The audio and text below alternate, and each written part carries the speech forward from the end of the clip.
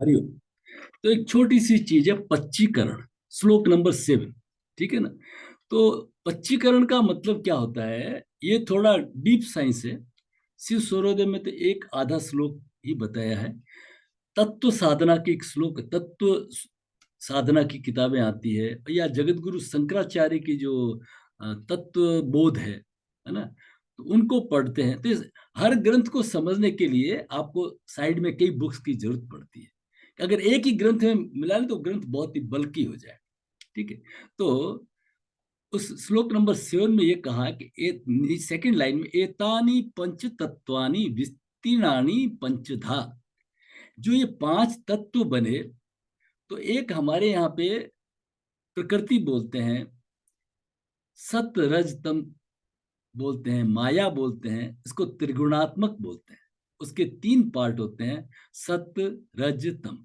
सत्य शुद्ध रूप होता है, रजस तेजस उसका जो एक्टिव ग्रुप होता है, और तम लिथार्जिक होता है, आराम से पड़ा हुआ। इसको थोड़ा शॉर्ट में समझने के लिए, आप कार में चल रहे हैं, एक स्पीड में चल रहे हैं, या रेल के अंदर आप सोए हुए हैं, तो रेल एक स्पीड से चल रही, तो एक स्पीड से जब चलती है ना, तो उसमें आपको नींद आ जाती है।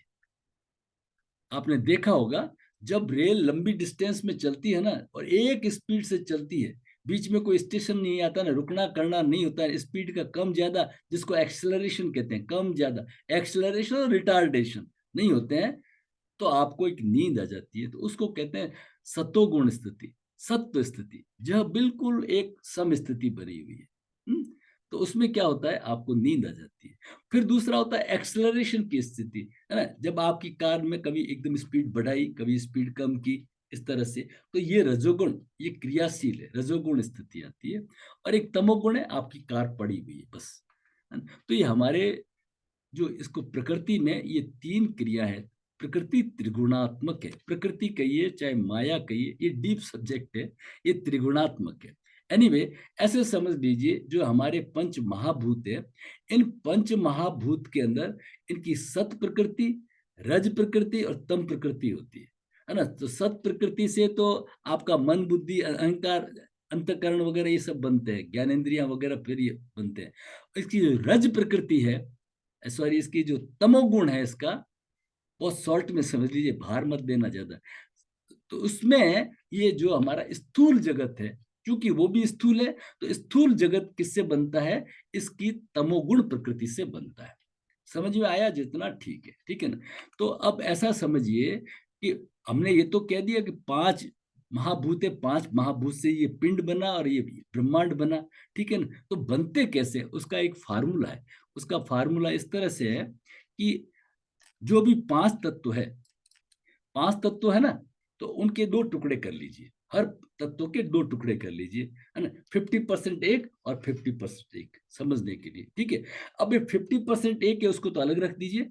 बाकी जो 50% है ना, उसके चार टुकड़े कर लीजिए, 12.5, 12.5, 12.5, 12.5। यहाँ तक क्लियर हो गया। जैसे यहाँ पे मैं अभी इसको ले रहा हूँ, कोई एक तत्व को मैंने ले लिया, मान लीजिए पृथ्वी तत्व ले लेते हैं।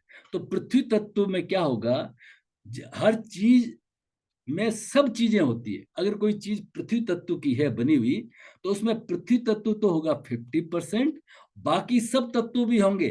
वो कितने होंगे, 12.5, 12.5, 12.5, 12.5% होगा। कोई चीज जल तत्व की बनी हुई है, तो जल तत्व उसमें 50% होगा, बाकी सभी तत्व 50, 12.5, 12.5, 12.5, 12.5 होता है। ये उसका स्थूल रूप होता है। ये सब मिल करके ये निर्माण होता है। तो इसको कहते हैं पच्चीकरण, ठीक है ना। इसको कहते हैं पच्चीकरण। तो ये एक इंपॉर्टेंट चीज थी, आपको ये श्लोक नंबर जो 7 है, उसको ध्यान में रखना है।